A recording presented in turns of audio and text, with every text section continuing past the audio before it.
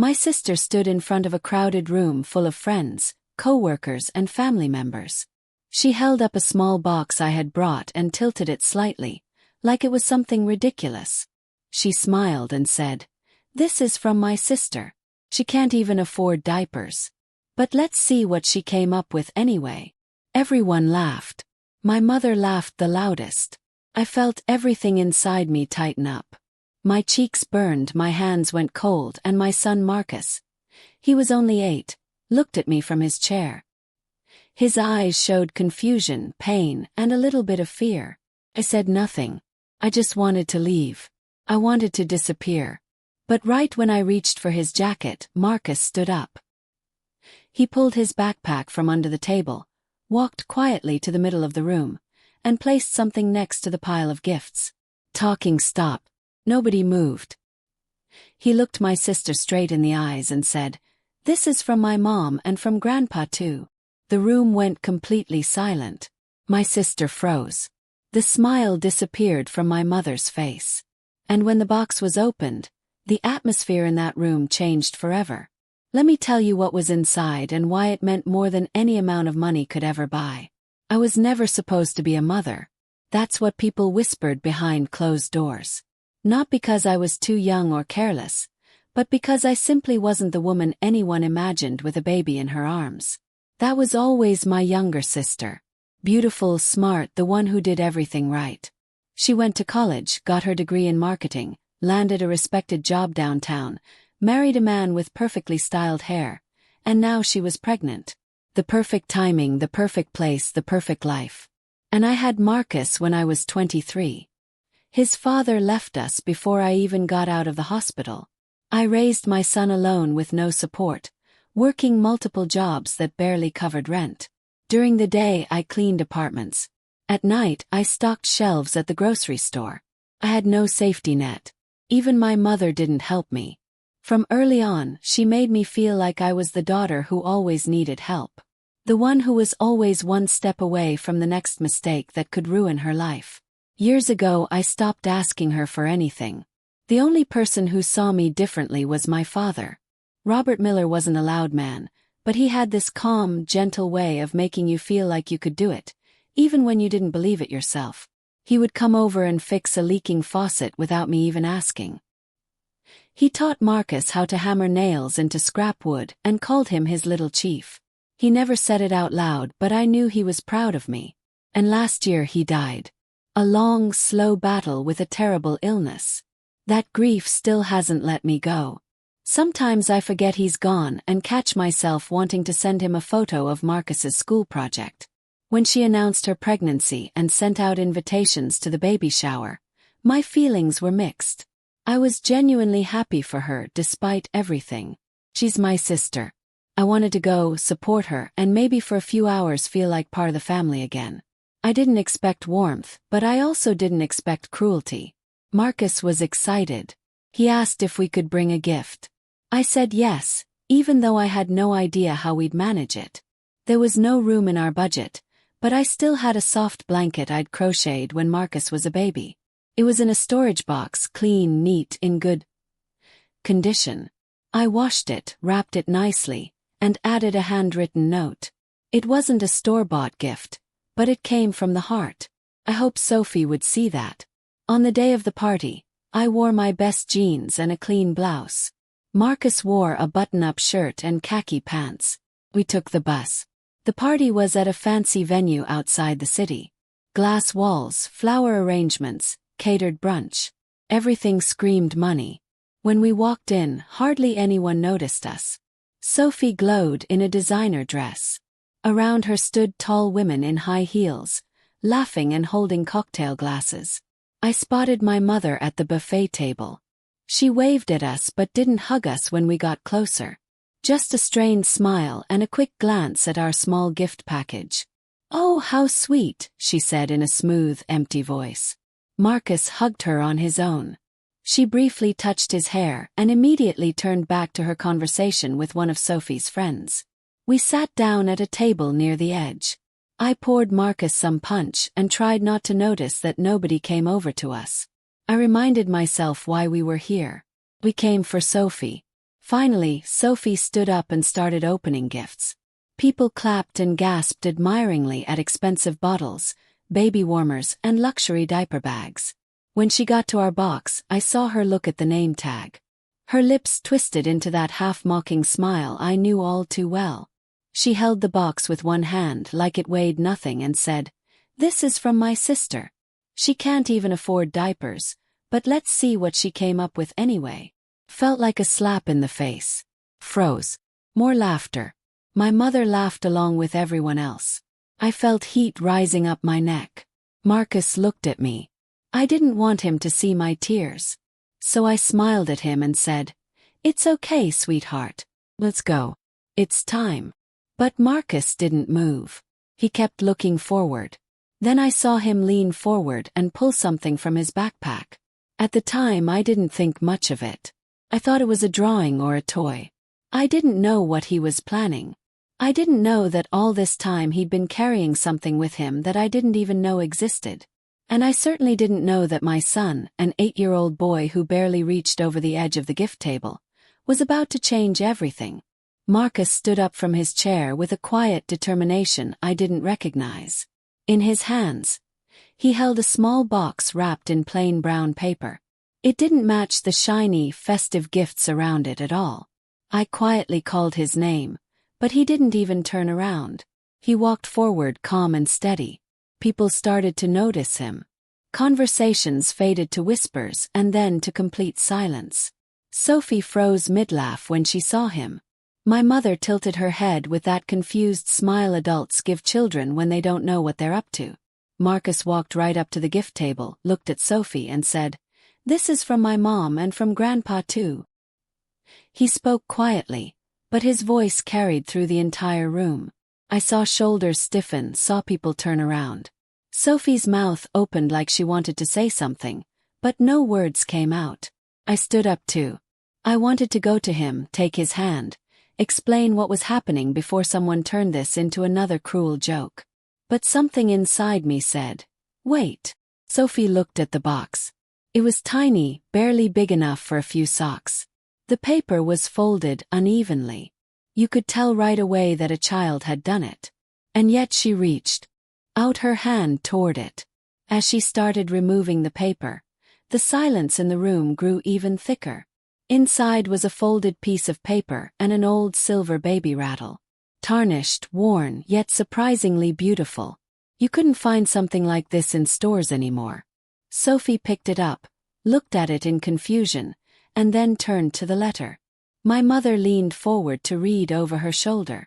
I saw her eyebrows rise as she scanned the lines. The letter was written in my father's handwriting.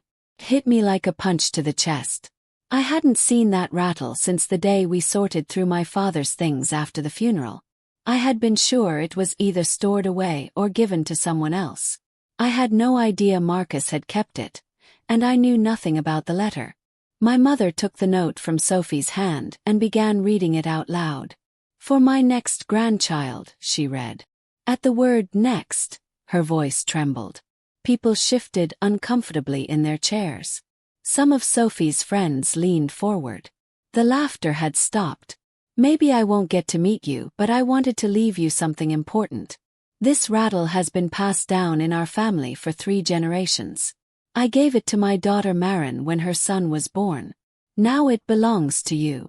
I saw Sophie's hands slowly drop. Her gaze rested on the rattle again. My mother kept reading. "Family has nothing to do with the biggest house and nothing to do with money.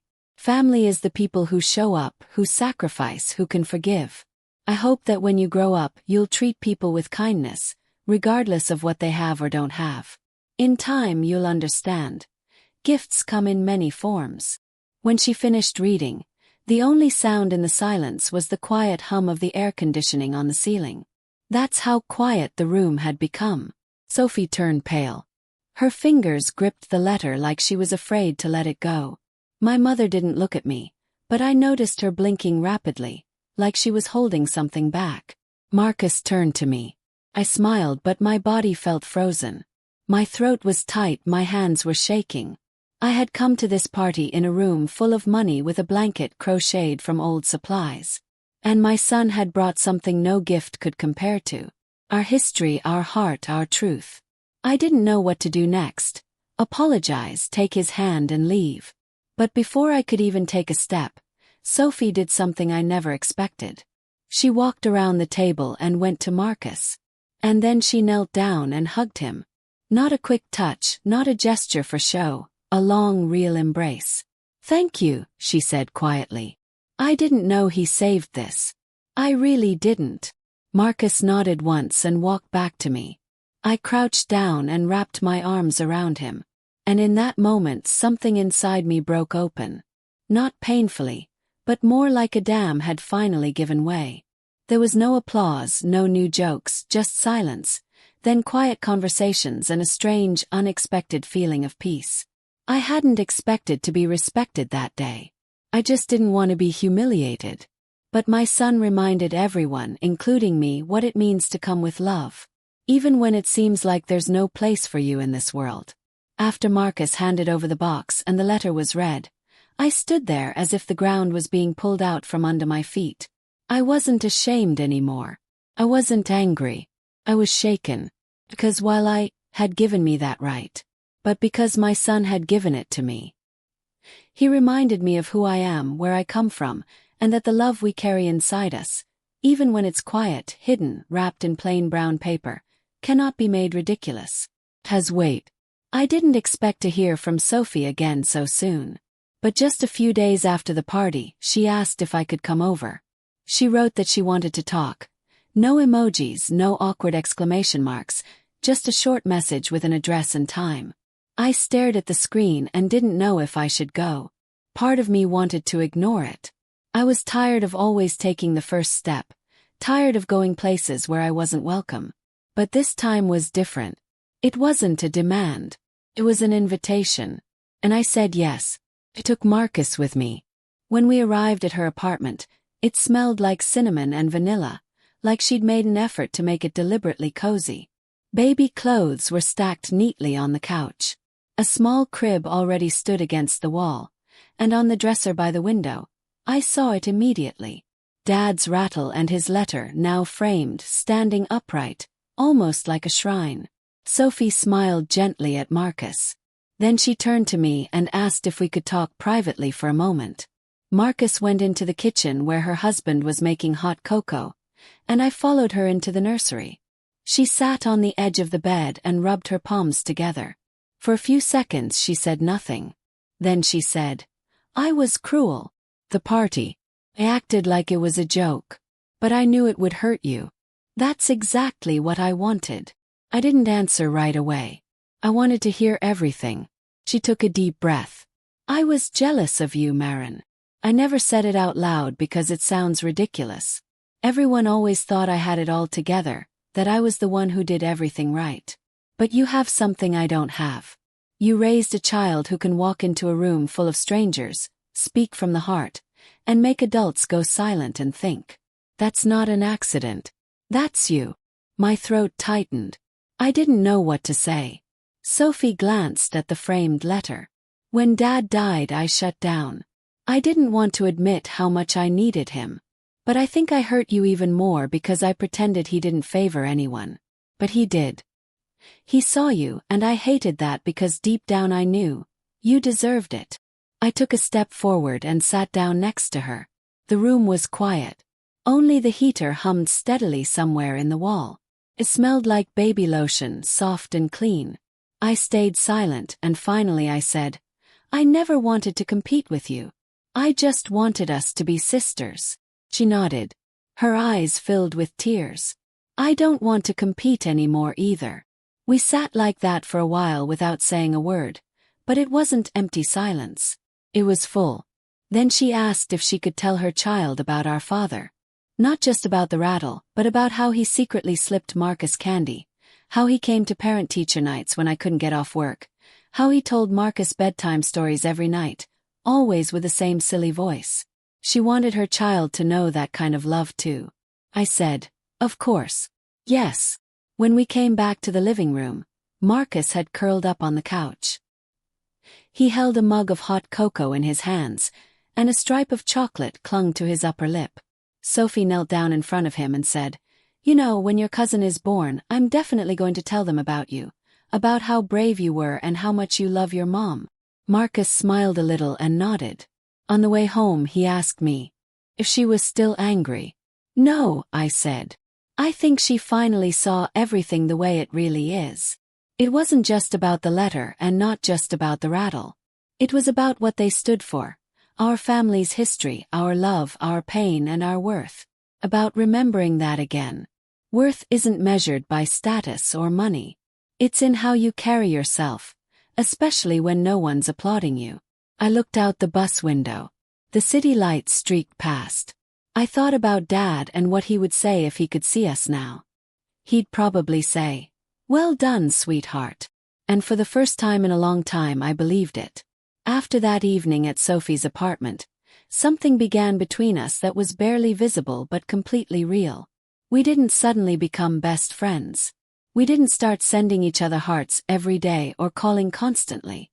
But the tension, that quiet current of competition and judgment that had always run beneath our conversations, disappeared. A week later, Sophie invited me to a family dinner at my mother's house. First, I hesitated. I hadn't sat at that table in over a year. I wasn't sure if I really wanted to go back to a place where I'd been pushed aside so often. But Marcus wanted to go, and I remembered. Showing up doesn't just mean forgiving others. It also means letting yourself be seen on your own terms. I didn't dress up fancy, but I wore something I felt good in. When we walked in, my mother was setting the table, and to my surprise, she smiled like she was genuinely happy to see us. And there was homemade lasagna. "You cooked?" I asked, half joking. She looked at me and said, "You inspired me. You've always managed to make a lot out of a little." I didn't know what to say to that, so I just nodded and helped set out the last few plates. The meal wasn't perfect. There were pauses, those pauses where conversation gets stuck, where it feels like everyone's trying too hard. But there was also something else. There was laughter. And Marcus sat next to my mother and told her about his science project. And she listened, not just out of politeness. Really listened. Later at home, Marcus asked, "Are we a real family now?" That question hit me the hardest. "Yes," I said. "We always were. But now I think they're finally starting to see it too." The truth is, for many years I carried shame I didn't deserve. I measured my worth against other people's success. Thought I was falling behind, like I'd failed somewhere. It's easy to believe that when the world tells you perfection, money, and status are everything. But what I learned, what Marcus reminded me of, is that love, real love, can't be measured in price tags and applause. It's measured in presence, in effort, in the quiet things you do when no one's watching. Dad knew that. He didn't raise me with loud speeches or expensive gifts. He raised me with patience and trust. With the letter and the rattle. He didn't just leave something behind for the next child in the family. He passed on a value, a truth, a reminder that some things are too important to forget or bury under wounded pride. In the weeks after that party, Sophie and I talked more often. Slowly, carefully. We started rebuilding everything. She asked about my life, about things she never would have thought to ask before. She came to Marcus's school play, brought her husband, and even stayed afterward to go out for ice cream together. I still don't know if our relationship will ever become easy and natural, but it's honest, and that's more than I ever expected. My mother has changed too. In small ways but noticeably. She's become gentler with Marcus. She asks how I'm doing without that tone of, "Well, I guess I have to ask." Sometimes she still says things that hurt, but now I've learned to call it out. And she listens. That's new. But the biggest change didn't happen in them. It happened in me. I stopped apologizing for who I am. I stopped shrinking in rooms where I felt like I didn't belong. I don't carry that voice in my head anymore, the one that whispers I'm not enough. Because if my son, with all his childlike clarity and purity, could see my worth so clearly, then I have to learn to see it too. For both of us. And every time I start to doubt again, I think about that moment in the crowd. My sister laughing, my mother grinning, and my son standing up, walking forward, and speaking for both of us when I had no strength left. That was the moment everything changed.